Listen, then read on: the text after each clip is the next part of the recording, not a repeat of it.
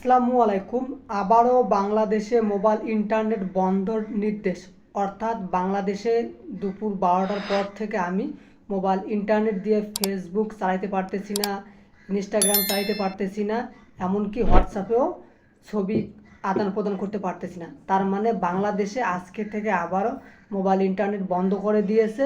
অর্থাৎ যারা প্রবাসী থাকেন, গ্রাম অঞ্চলে যাদের বাবা মা ভাই বোন কিংবা আত্মীয় স্বজন থাকে, তাদের সঙ্গে আর মোবাইল ইন্টারনেট দিয়ে কথা বলতে পারবেন না। এটা কিন্তু খুবই খারাপ এবং দুঃখজনক, কারণ মোবাইল ইন্টারনেট আপনি চালু করে দিলেন, আবারও বারবার বন্ধ করে দিতেছেন। এক্ষেত্রে কিন্তু আমাদের অনেক বেশি ক্ষতি হইতেছে।